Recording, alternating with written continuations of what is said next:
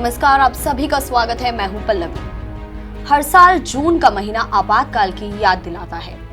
25 जून 1975 को भारत में लोकतंत्र की हत्या कर दी गई। लोकतंत्र की आत्मा को कुचल दिया गया। आज इसी विषय पर हमारे साथ चर्चा करने के लिए प्रेरणा मीडिया संस्थान के स्टूडियो में हैं श्री गोपाल कृष्ण अग्रवाल जी। नमस्कार। नमस्ते सर, आपका बहुत बहुत स्वागत है। धन्यवाद। ये वो दाग है जिसे मिटाया नहीं जा सकता और वो दर्द है जिसे भुलाया नहीं जा सकता। श्री गोपाल कृष्ण अग्रवाल जी भाजपा के राष्ट्रीय प्रवक्ता हैं। इनका निवास गौतम बुद्ध नगर में है और गौतम बुद्ध नगर ही इनका कार्यक्षेत्र है। बचपन से ही ये संघ के स्वयंसेवक रहे हैं। इन्होंने आपातकालीन संघर्षों को नजदीक से देखा भी और उन्हें सहा भी। आज की इस चर्चा में हम जानेंगे आपातकालीन संघर्षों के बारे में और इनकी आप बीती। इन्होंने कितने नजदीक से इन आपातकालीन संघर्षों को देखा और जेल में किस प्रकार की यातनाओं को सहा। सबसे पहले इस चर्चा की शुरुआत करते हुए मैं जानना चाहूंगी कि जब आपातकाल लगा 25 जून 1975 को, उस समय आपकी क्या आयु थी और उस समय आप कहाँ थे? धन्यवाद पल्लवी जी। पहले तो मैं प्रेरणा संस्थान का आभार व्यक्त करता हूँ कि इतने महत्वपूर्ण विषय पे आज और इस विषय को आगे ले जाने के लिए यह चर्चा के कार्यक्रमों को रखा है।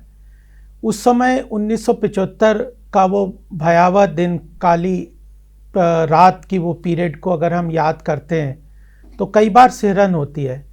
मैं 19 नवंबर 1975 को मैंने सत्याग्रह किया था और उसी दिन मुझे अरेस्ट कर लिया गया। मैं मात्र 13 वर्ष की उम्र में था, 8वीं कक्षा का विद्यार्थी था मैं। और 25 जून की कोई इमरजेंसी 1975 को लगी थी। उसके बाद सब पूरे राष्ट्रीय नेतृत्व को, पूरे देश के अपोजिशन के नेताओं को, श्रीमती इंदिरा गांधी उस वक्त प्रधानमंत्री थी, उन्होंने रात्रि में ही सबको अरेस्ट करके जेलों में, अलग अलग पूरे देश के जेलों में डाल दिया और एक तरह से सेंसरशिप, प्रेस की सेंसरशिप लगा दी। सब जगह एक भय का वातावरण कर दिया, पुलिस का अत्याचार शुरू कर दिया। कोई इंदिरा गांधी के खिलाफ कुछ बोलता था तो उसे तुरंत अरेस्ट कर लिया जाता था और एक तरफ से एक पूरे वातावरण ऐसा बनाने का कोशिश किया कि इंदिरा गांधी प्रधानमंत्री के खिलाफ कोई ऐसी किसी तरह का कोई तरह देश में एजिटेशन नहीं है और सब लोग इंदिरा गांधी जी के नेतृत्व को एक्सेप्ट कर रहे हैं।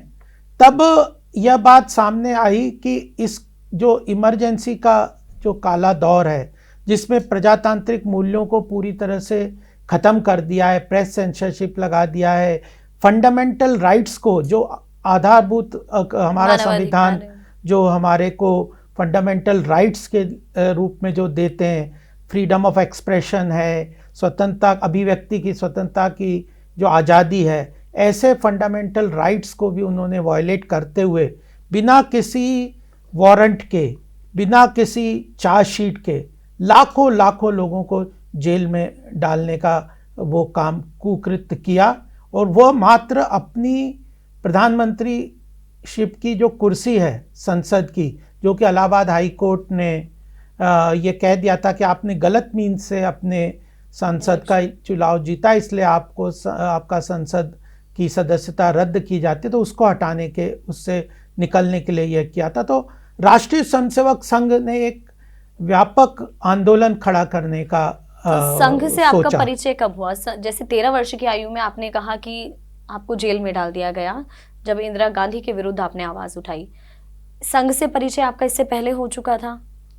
मैं बचपन, मेरे पिताजी भी स्वयंसेवक थे और मैं बचपन से संघ में जाता था, उनके साथ जाता था। और लगभग 1972 में पूज्य गुरु गोलवलकर जी उस वक्त सरसंघ चालक जी थे, उनके साथ मेरे पिताजी का अच्छा संबंध था, तो उनके साथ भी पारिवारिक संबंध भी रहा। और संघ के सभी जो भी केंद्रीय अधिकारी थे या जो भी लोग, जो कार्यकर्ता थे या स्वयंसेवक थे, उन लोगों से हमारा अच्छा परिचय रहा। संघ की आइडियोलॉजी, विचारधारा से पूरा परिवार पूरी तरह से प्रभावित था। तो और उसी कारण मेरा बचपन से संघ से संपर्क था। और जब संघ ने यह तय किया कि अब देशव्यापी एक आंदोलन करना चाहिए इसके खिलाफ, क्योंकि आम जनता पूरी तरह से डर गई थी। कोई उसके इमरजेंसी के खिलाफ आवाज़ उठाने के लिए तैयार नहीं था, जबकि अंदर ही अंदर बहुत ज़्यादा लोगों में आक्रोश व्याप्त था। तो संघ ने ये निर्णय किया और कि एक आपातकाल संघर्ष समिति बनाई जाए और उसके अंतर्गत एक अहिंसात्मक आंदोलन के द्वारा जनता की भागीदारी के माध्यम से एक सत्याग्रह के माध्यम से इंदिरा गांधी के खिलाफ आवाज़ को बुलंद किया जाए। तो जब सत्याग्रह आंदोलन के जरिए आपने अपनी आवाज़ बुलंद की तो आपको जेल में डाल दिया गया। तो क्या जेल में जब आपकी किशोर अवस्था ही थी, आप 13 वर्ष के थे मात्र, तो आपसे पुलिस ने किस प्रकार के सवाल जवाब किए? कितनी अवधि आपने जेल में बिताई और किस प्रकार की यातनाएं दी गई? देखिए, सबसे बड़ी बात तो थी कि उस समय जो था भविष्य एकदम अंधकारमय था पूरी तरह से। किसी को ये पता नहीं था कि अगर जेल में कोई डालते हैं तो जो कोर्ट की जो प्रक्रिया होती है नॉर्मल, कि किसी को भी आप अरेस्ट करने से पहले उसको वारंट देंगे, उसके बाद उसके ऊपर चार्जशीट करेंगे, चार्जशीट के बाद आपको तुरंत उसको कोर्ट में पेश करना पड़ेगा और कोर्ट में आपके चार्जशीट प्रूफ नहीं होते तो फिर आपको बेल मिल जाएगी, अदरवाइज ये सारी जो नॉर्मल प्रक्रिया है उसको सारा सस्पेंड कर दिया गया था।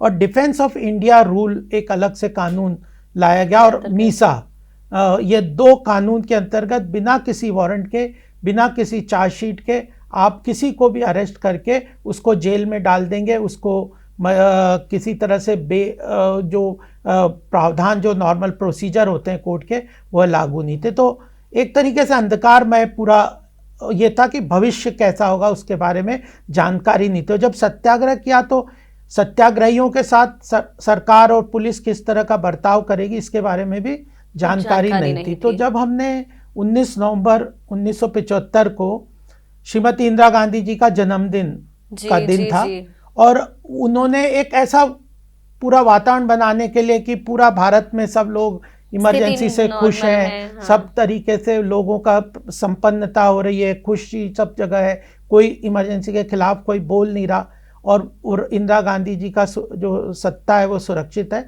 तो उन्होंने अपना जन्मदिन मनाने के लिए एक 19 नवंबर को नेशनल स्टेडियम दिल्ली में इंडिया गेट के पास है, वहाँ पे एक कार्यक्रम रखा बच्चों के स्कूल के बच्चों का एक सांस्कृतिक कार्यक्रम, एक प्रदर्शन का कार्यक्रम रखा इंडिया नेशनल स्टेडियम में। और उसमें फखरुद्दीन अली अहमद जो राष्ट्रपति उस वक्त थे भारत के, उनको मुख्य अतिथि के लिए रूप में बुलाया गया और कई हजार बच्चे थे जो उनके अलग अलग प्रदर्शन थे और उन्होंने फॉरेन मीडिया को भी स्टेडियम में लोगों को बुलाया था कि ये क्या था। तो उसमें हम लोगों ने, तो आप स्कूल की तरफ से ही गए थे या? नहीं, हम लोगों ने प्लान किया था, जो इमरजेंसी में जो आपातकाल संघर्ष समिति थी उसके अंदर पहले नानाजी देशमुख उसके अध्यक्ष थे, संयोजक थे, उसके बाद श्रीमती दत्तोपंत ठेंगड़ी जी उसके संयोजक बने।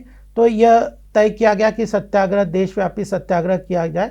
तो उसमें हम लोग, तो आप बस किशोर ही थे जो उस वक्त गए थे वहां पर? हाँ, अच्छा, हम लोग 10 लोग थे और मैं सबसे छोटा था 13 वर्ष का, और दूसरा जो मेरे से बड़े थे वो राजेश थे, वो 16, 17, 18 साल के थे, वो कॉलेज में पढ़ते थे, बाकी सब बड़े लोग थे।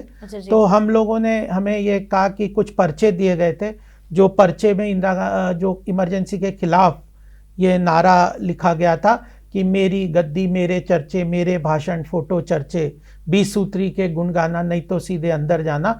इस तरह का ये छोटा सा पर्चा था जो हम लोगों ने कपड़े के अंदर, अपने कपड़ों के अंदर रख लिया था। और जैसे ही सत्याग्रह किया तो हम लोगों को कहा गया था कि यह जो है पर्चे निकाल के आपको अलग अलग दिशा में जाना है और लोगों को जो इंटरनेशनल मीडिया है उनको ये पर्चा देना और भारत माता की जय, इस तरह, और इमरजेंसी हाय हाय, इंदिरा गांधी हाय हाय, ये नारे लगा के हम लोगों ने, ये था कि मंच की तरफ हम बढ़ेंगे।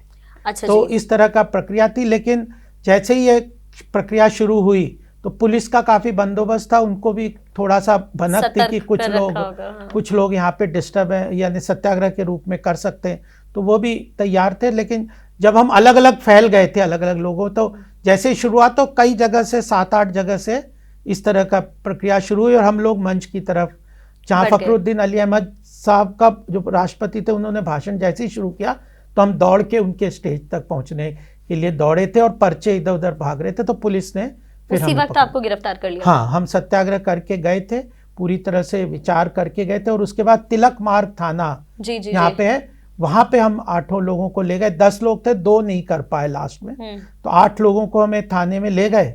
और वहां पे पुलिस ने, क्योंकि एक तो उन लोगों पुलिस को थोड़ा सा ये बहुत ज़्यादा उनको लग रहा था कि ये सत्याग्रह इनका सफल हो गया, विदेशी मीडिया के सामने ये बात आ गई, उजागर हो गई, तो कहीं ना कहीं उनके ऊपर बहुत दबाव था। तो वो लोग इस बात को पूछने के लिए हम लोगों पे काफ़ी यातना यानी मारपीट भी कर रहे थे, लाठी घूसे पैरों से भी मार रहे थे। रात भर जब हमें रखा थाने में तो उसमें खाना भी नहीं दिया गया, और ऐसा कमरा था कि जिसके अंदर ही शौचालय की व्यवस्था, उसी कमरे में जिसमें हमें रखा था उसी में एक साइड में छोटी सी दीवार थी, उसके पीछे बाल्टी थे, वहीं पे रख के और एक एक को बगल में ले जाके वो अलग अलग ले जाके उनसे पूछ रहे थे कि तुम्हें किसके कहने से यहाँ सत्याग्रह करने आए हो।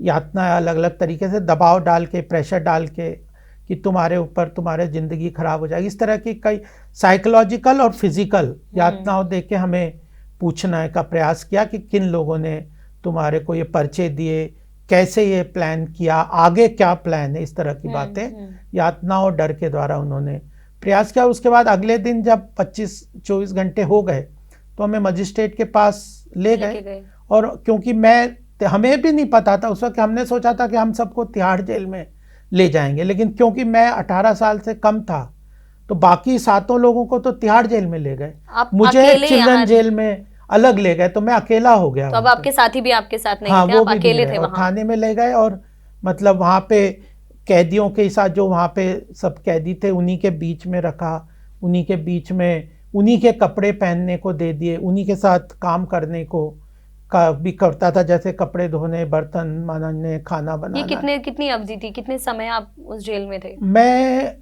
19 नवंबर 1975 को अरेस्ट हुआ था, और 12 फरवरी 1976, लगभग 2.25 महीने आपने इस तरह मैं जेल में रहा। और मैं 8वीं कक्षा में था, मेरे को स्कूल से भी उन्होंने कोशिश की कि निकाल दिया, मुझे उस वक्त सस्पेंड कर दिया गया था।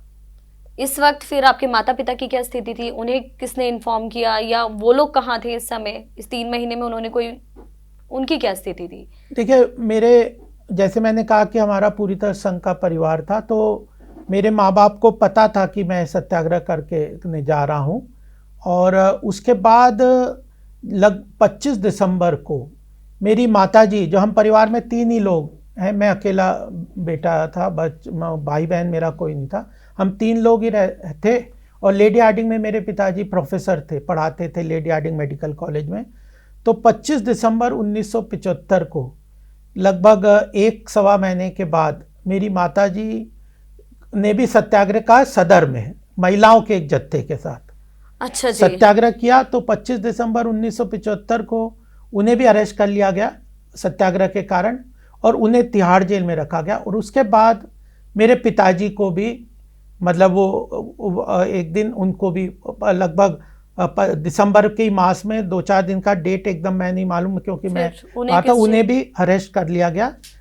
मार्केट में थे तो वहाँ से अरेस्ट करके उन्हें पहले तिहाड़ जेल में रखा, और फिर उन्हें नागपुर जेल में, रामटेक में एक जेल है, वहाँ पे लेके वहाँ रख दिया। तो हम तीनों परिवार के लोग जेल में थे, अलग अलग जेलों में। मैं चिल्ड्रन जेल, अंबेडकर स्टेडियम के पीछे एक चिल्ड्रन जेल थी उस वक्त, वहाँ पे था। मेरी माता जी तिहाड़ जेल में थी।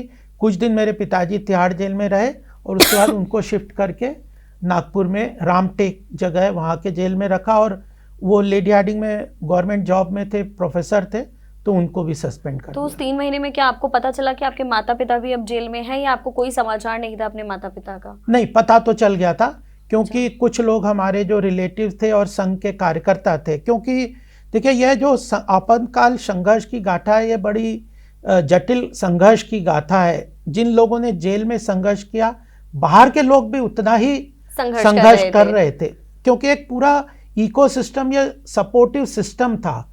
अब जैसे मतलब जेल के अंदर हो चाहे जेल के बाहर हो, संघर्ष बराबर था। लेकिन कुछ जेल के अंदर यातनाएं ज्यादा थी, और थोड़ा अंधकार में भविष्य के बारे में आप आइसोलेशन में रहते हैं तो पता नहीं चलता, लेकिन बाहर के लोगों के अंदर भी पूरा डर था। लेकिन उन लोगों ने भी बड़ी हिम्मत से, जैसे हमें संघ के कार्यकर्ता मुझे मिलने आते थे, हमारे माताजी पिताजी को मिलने जाते थे, यह कह के कि हम इनके परिवार के फ्रेंड्स हैं, तो इस आपातकाल इतनी स्थिति, दुखद स्थिति में हम लोग इनके साथ खड़े हैं। इसलिए वो इस बहाने से मुझे भी कभी कभी मिलने आते थे, और फिर वो हमारे माताजी को भी मिलने जाते थे।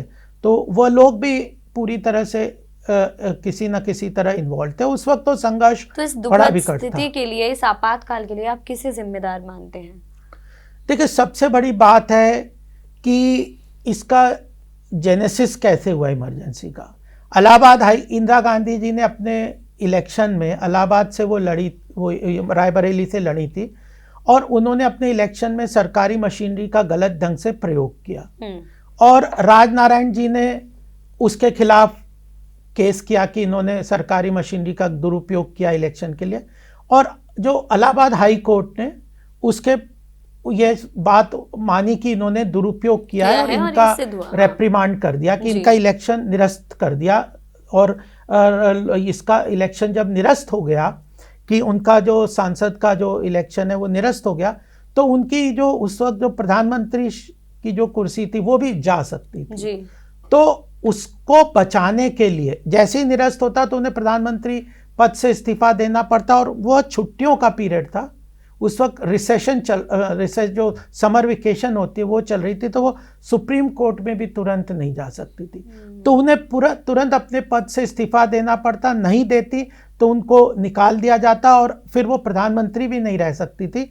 तो उस चीज को रोकने के लिए, उस चीज से अपने आप को बचाने के लिए, अपनी प्रधानमंत्री की कुर्सी को बचाने के लिए गलत तरीके से, और उस वक्त एक बहुत बड़ा जयप्रकाश नारायण जी का एक आंदोलन भी चल रहा था, क्योंकि भ्रष्टाचार खूब चल रहा था पूरे देश में, उन्होंने यातनाएं सब कर रखी। तो जयप्रकाश नारायण जी का एक व्यापक पूरे देश में आंदोलन चल रहा था, और रिजेंटमेंट पूरे देश में इंदिरा गांधी के खिलाफ जनमानस आपातकाल से पहले ही एक होने लगा था। हाँ, कि अब इंदिरा गांधी तो वो और सुप्रीम कोर्ट का, ये हाई कोर्ट का फैसला, इन दोनों ने मिलके उन्होंने कहा कि अपनी कुर्सी बचाने का कोई और तरीका नहीं था, तो उन्होंने ये जो इमरजेंसी लगा दी, और उसमें फंडामेंटल राइट, जो संविधान के सबसे महत्वपूर्ण अधिकार हैं हर व्यक्ति को, जो किसी भी समय पे वो नहीं हो सकते, खत्म किए जा सकते, तो उसको सस्पेंड कर दिया। फंडामेंटल राइट्स, जो बेसिक अधिकार हैं, वह पूरी तरह से निरस्त कर दिए गए। प्रेस को सेंसरशिप कर दी गई। कई अखबार जो थे उस वक्त जो आते थे, तो वो इस तरह से अखबार आते थे कि बीच में कॉलम्स जो होते थे उनको काला कर दिया जाता था कि वो न्यूज़ नहीं आएगी। तो कोई भी मीडिया में, प्रिंट मीडिया में, इलेक्ट्रॉनिक मीडिया में, रेडियो में इंदिरा गांधी के खिलाफ कोई बोल नहीं सकता था। किसी तरह से सरकारी कर्मचारी किसी तरह से सरकार के खिलाफ कोई बात कर नहीं सकते थे। लोग इकट्ठे होकर एजिटेशन या सत्याग्रह या कोई किसी तरह की रैली नहीं कर सकते थे। सारे संवैधानिक अधिकार सस्पेंड करके ये कर दिया था, इलेक्शन तक को सस्पेंड कर दिया गया था। तो पूरी तरह से जो प्रजातांत्रिक अधिकार हैं इस देश में, वो उन्होंने खत्म, अपनी कुर्सी बचाने के लिए। आपने कहा कि स्वयंसेवक आपसे भी मिलने आते थे, आपके माता पिता से भी संपर्क में थे, तो ये जो जन आंदोलन था, इसको चलाने में संघ की भूमिका क्या थी?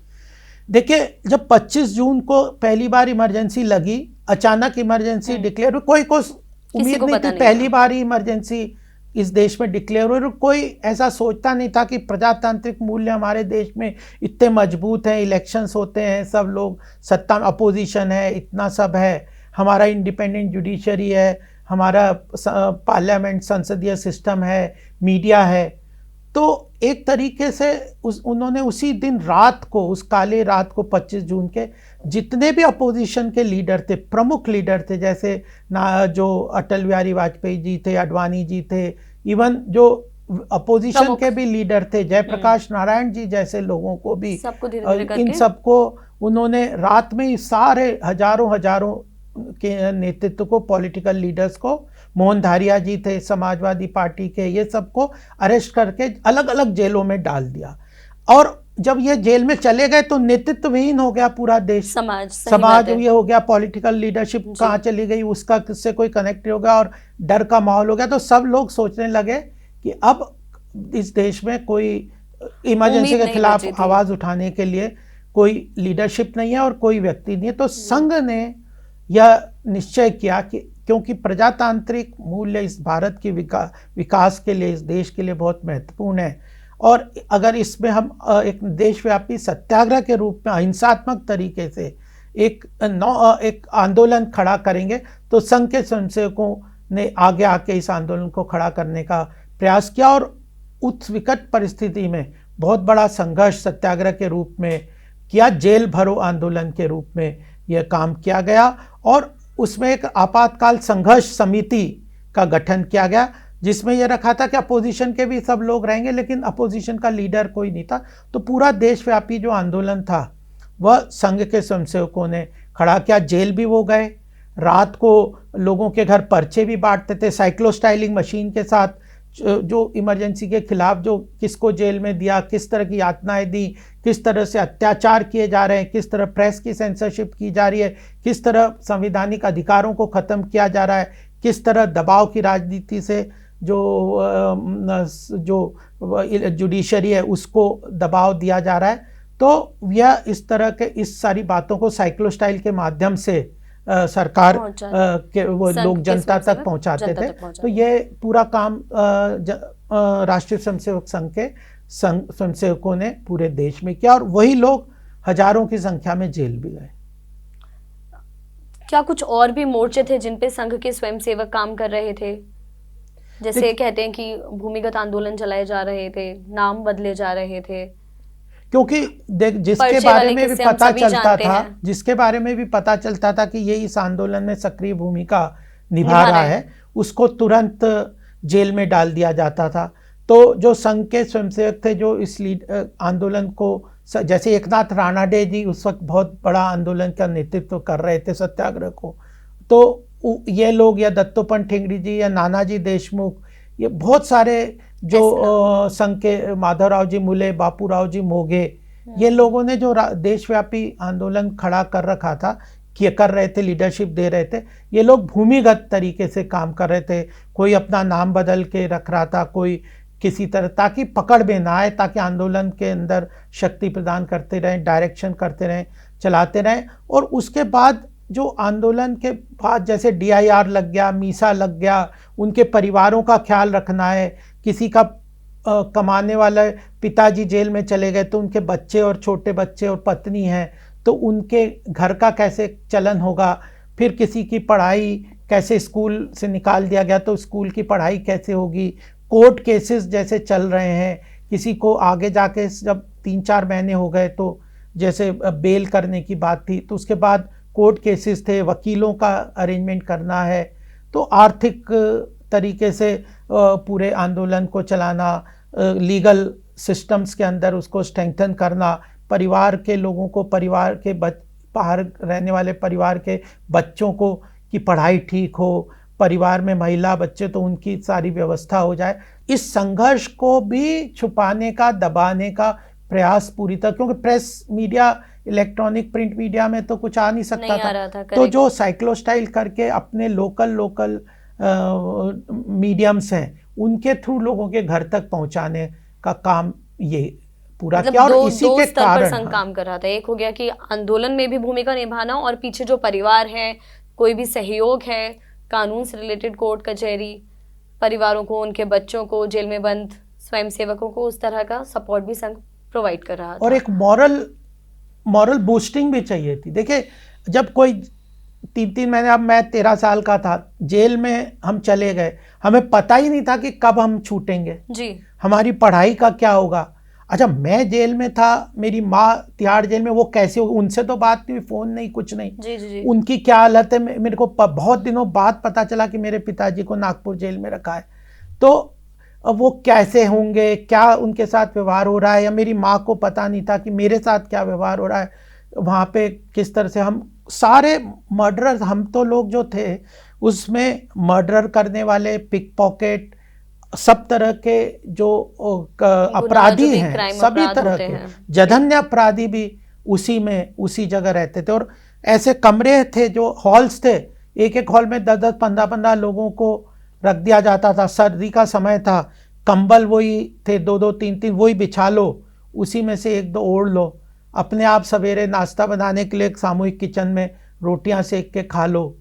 और बड़ा ही मतलब व्यवस्था। इवन हम लोगों को तो जो टॉयलेट्स थे, कॉमन टॉयलेट्स थे, तो एक एक दिन सब लोगों को, किसी दिन सबके कपड़े धोने हैं, सभी एक ग्रुप पूरे कपड़े ही धो रहा है, एक ग्रुप पूरे बर्तन मांज रहा है, एक दिन टॉयलेट तक भी हमें खुद ये दिन में सप्ताह में एक बार सबके टॉयलेट्स भी साफ करने पड़ते थे।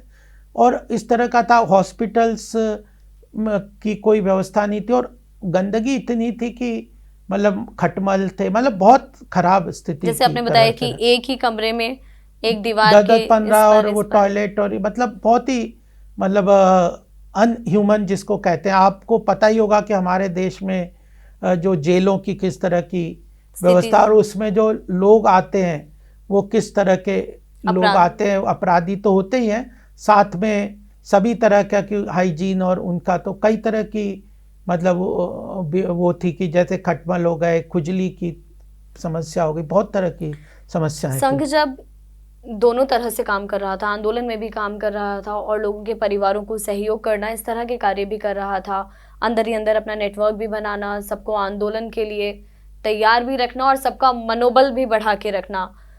तो और संघ राष्ट्र हितों पर कार्य कर रहा था, लोकतंत्र चाहता था, लोकतंत्र का समर्थक था। तो संघ पर प्रतिबंध जो लगाया गया, क्या उसका कारण यही था कि एक राष्ट्र हित और लोकतंत्र का समर्थक है तो संघ पर प्रतिबंध लगा दो? क्या कारण था कि संघ पर ही प्रतिबंध लगा दिया 4 जुलाई? देखिए, इसका तो एक ही में कारण था। जब इंदिरा गांधी को पता चला कि इस देश में उन्होंने सोचा था कि सारे अपोजिशन लीडर्स को मैंने अरेस्ट कर लिया, अब कोई अपोजिशन हो ही नहीं सकता यहाँ पे, कोई विरोधी नहीं है। तो जब उसने देखा कि ये जो संघ ने इतना बड़ा आंदोलन खड़ा कर दिया, हजारों लोग इस संघर्ष में इन्वॉल्व हो गए, जेल भी जा रहे हैं, और उसके बाद पूरा एक इकोसिस्टम बन गया जो प्रचार प्रसार भी कर रहा है इंदिरा गांधी और इस तरह के एंटी डेमोक्रेटिक एक्टिविटीज़ को। तो उन्हें लगा कि संघ एक बड़ा ऑर्गेनाइजेशन है जो इस आंदोलन को चला रहा है, तो उन्होंने फिर प्रतिबंध लगाने की भी बात की कि ताकि एक प्रतिबंध भी लगा दिया। और यह एक महत्व, लेकिन एक चीज हमें ध्यान में रखना चाहिए कि किस संघ ने जो आंदोलन किया, इतने अत्याचारों को सहते हुए भी सत्याग्रह का प्रक्रिया, अहिंसात्मक तरीके से सत्याग्रह करके अपनी बात को मजबूती से रख के सारे तरह के संघर्ष को, सारे तरह के अत्याचारों को सहने के लिए अपने कार्यकर्ताओं को, स्वयंसेवकों को तैयार करके जेल में भेजा, और कहीं कोई हिंसात्मक गतिविधि नहीं हुई। सत्याग्रह किया गया, अहिंसात्मक तरीके से किया गया, प्रजातांत्रिक आवाज़ को बुलंद किया गया, अत्याचारों को सहन करते हुए, और एक सक्सेसफुल आंदोलन, जन आंदोलन जो प्रजातांत्रिक मूल्यों को दोबारा स्टैब्लिश करने के लिए किया। ये अपने आप में भारत के इतिहास में स्वतंत्रता के बाद भी एक अपना अनूठा एग्जाम्पल है। और सफल आंदोलन, सत्याग्रह का आंदोलन संघ ने खड़ा किया और उसमें सफलता भी प्राप्त की। और जब 77 में इमरजेंसी हटी तो अब प्रजातांत्रिक मूल्यों को पुनः स्थापित करने के लिए भी बहुत बड़ा संघर्ष हुआ। उन्होंने तो, इंदिरा गांधी ने जब इलेक्शन डिक्लेयर किए 77 में, तो उन्होंने सोचा था कि मैंने सब अपोजिशन को ख़त्म कर दिया, सब चीज़ों को दबा दिया, अब मैं इलेक्शन करवा दूंगी, सारे वोट मैं जीत लूंगी मैनिपुलेट करके, और फिर विश्व में, भारत में ये फिर से स्टैब्लिश हो जाएगा कि इंदिरा गांधी प्रजातांत्रिक तरीकों से इलेक्शन जीत के प्रधानमंत्री बनी है। लेकिन उस 77 में भी एक तरीके से जो जनता पार्टी को साथ में लेके सारा जो आंदोलन किया, चाहे नानाजी देशमुख होंगे, अडवाणी जी होंगे, अटल बिहारी वाजपेयी जी होंगे, जयप्रकाश नारायण जी होंगे, उन नेतृत्व ने उस संघर्ष को, प्रजातांत्रिक स्थिति को वापस बहाल करने का काम किया। और हमारे देश में 1977 में फिर प्रजातंत्र बहाल हुआ। एक बात मैं ये कहना चाहता हूँ कि आज के समय में ये जो कहते हैं कि भारत की प्रजातांत्रिक मूल्यों के बारे में हम सब सुनते हैं, जैसे विदेशों में अभी कहा जाता है कि लोकतंत्र खतरे में है, आपकी इस पर क्या राय है? आज लोकतंत्र खतरे में है या आपातकाल की दृष्टि से आप इसे कैसे देखते हैं? देखिए, एक डेमोक्रेटिक इंडेक्स होता है विश्व में जी। भारत को उस डेमोक्रेटिक इंडेक्स में 98 नंबर मिले हुए हैं। यानी भारत की प्रजातंत्र मूल्य या प्रजातांत्रिक सिस्टम या डेमोक्रेसी बहुत ही अच्छी तरह से स्टेब्लिश्ड है और बहुत अच्छी तरह से यहाँ पे लागू हो रहे हैं। लेकिन 2 नंबर कटते हैं। वो किसके लिए कटते हैं? क्यों? इमरजेंसी में जो यहाँ पे प्रजातांत्रिक मूल्यों को ख़त्म किया गया, उसके कारण भारत के 100 मार्क्स डेमोक्रेसी में नहीं है।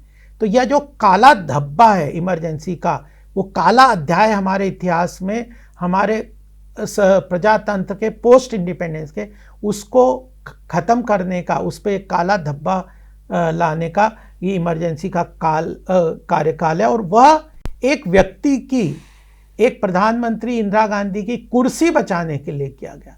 कोई एक्सटर्नल एग्रेशन नहीं था, कोई देश में आर्थिक रूप से कोई संकट नहीं था, किसी तरह का और कोई संकट नहीं था। या तो आपका एक्सटर्नल कोई अटैक हो रहा हो जिसके कारण आप इमरजेंसी लगाओ, या अंदर ही अंदर कोई नेचुरल कैलेमिटी है या कोई आर्थिक संकट है, तब आप इमरजेंसी लगाओ, तो वह जस्टिफाई कर भी सकते, तब भी नहीं लगा। लेकिन आज कांग्रेस को जवाब देना चाहिए कि इमरजेंसी क्यों लगी, और उस इमरजेंसी किसी एक व्यक्ति के प्रधानमंत्रित्व को, सत्ता लोलुपता को बचाने के लिए लगी, और उस समय किसने उसके खिलाफ संघर्ष करके प्रजातंत्र को पुनः बहाल किया?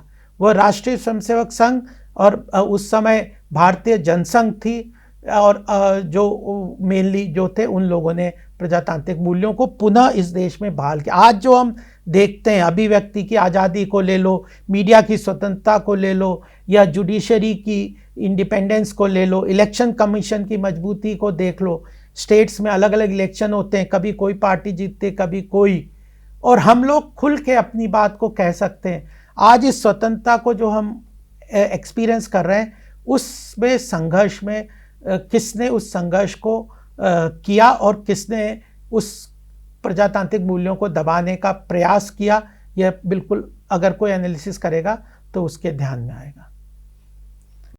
आज की इस चर्चा में जुड़ने के लिए बहुत बहुत धन्यवाद। आप सभी हमारी आज की इस चर्चा से जुड़े। आज के इस विमर्श को, इस चर्चा को सुनकर, इस एपिसोड से आप खुद सोच सकते हैं कि आज भारत की क्या स्थिति है और क्या शक्ति है।